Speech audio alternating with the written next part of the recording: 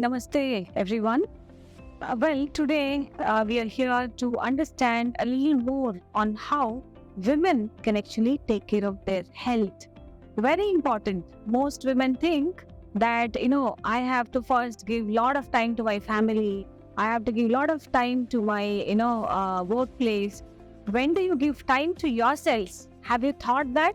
As a lady, I can understand and relate, and that is why let's take 3-4 subjects today. In the time we are going to spend together, let us see how can you make your health a privilege, health a priority, so that you can reduce the health problems you are going to face in future. Second, what can you do to see that you can upkeep your health in terms of your lifestyle? Third, how can Ayurveda, yoga help you in this whole journey of yours? And then let's summarize and say, how can you use these services in your own vicinity, right? So, first of all, when we say, we talk about, women having 4 different stages in life. One at menarche. Now, menarche in simple words means, when do you attain your first period? The girl is maybe around 12 years. The average is now actually reduced, maybe 10 to 12 years. And then what all you do from that phase until you go to maybe 20 plus. What should a mother do, first of all, to see that her daughter does not face future problems? When I say future problems, nowadays we see that the fertility issues are in rise. And why fertility issues are in rise? It is all because of our lifestyle. And when I say lifestyle, when does it start? Maybe when you're at 12, when you're at 13. And therefore, I think mothers are going to play a crucial role in seeing that their daughter is, not having such problems. When the girl is in class 10, she's got so much of burden of studies and maybe, additional classes around it. Not only studies, which is academics, you go to music sessions, you go to dance sessions, you go to painting sessions, so many things around. Some of them are definitely the interest of the child, but not everything may be. So I think first of all, parental pressure should be minimum. Give your children that freedom that they need. If they're good at sports, encourage it. Now, I'm not saying it because I'm just here as a doctor, but it's my own experience with my child as well. So when we look at the next aspect, which is their food habits, do not encourage junk eating. I think most of you know this. I am not telling you anything new. But when I say this, what do you give the child? Okay? That's very important. When the child comes back from school, how do you encourage the child to live? That's also very important. How do they break up their time between academics, creativity, and also take care of their food? Simple tips are, when they come back from school, if you tell them to eat a plate of, maybe rice, sambar, and vegetable, they'll say, oh, I'm not interested. If you tell them to eat 2 chapatis with sabji, no, I'm not interested because I don't like this kind of food. Don't feed me this. I'm sure, you'll agree with me when I say, instead, you give them a platter of, fruits, maybe in combination with something like boiled green gram.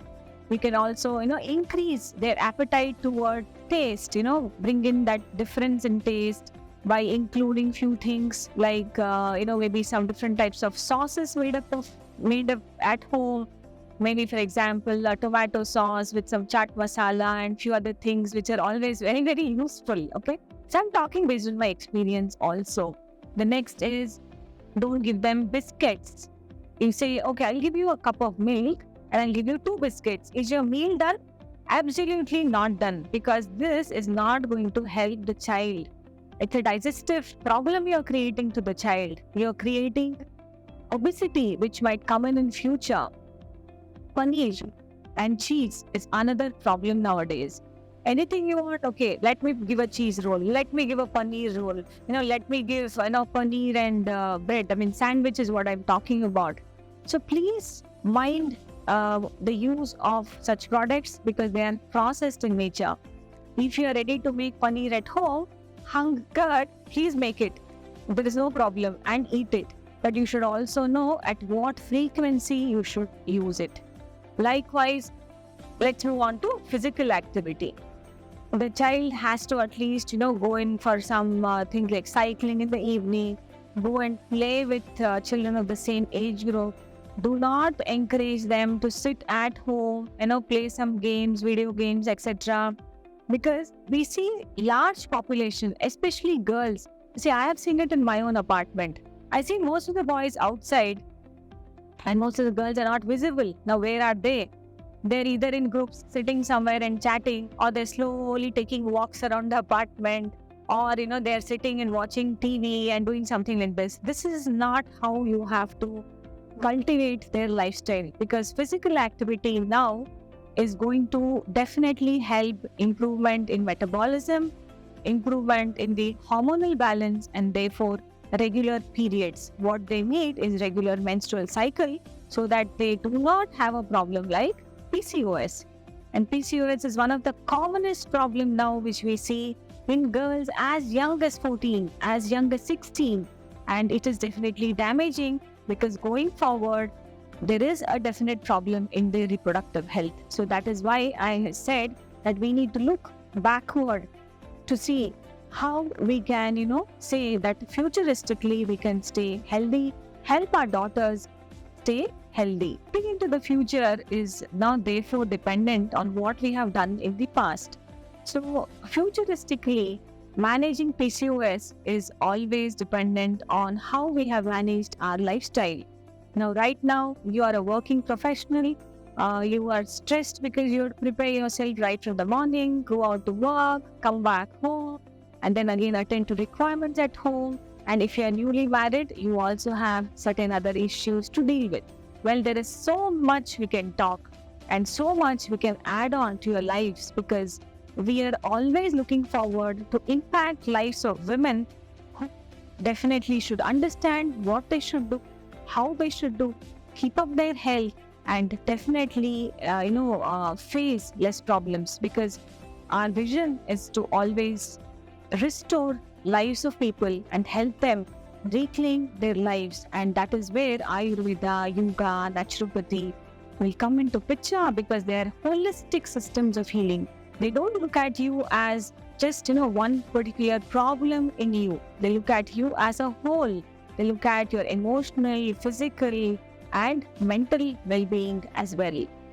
That is why it's important that you take care of yourselves, and you can definitely reach out to us.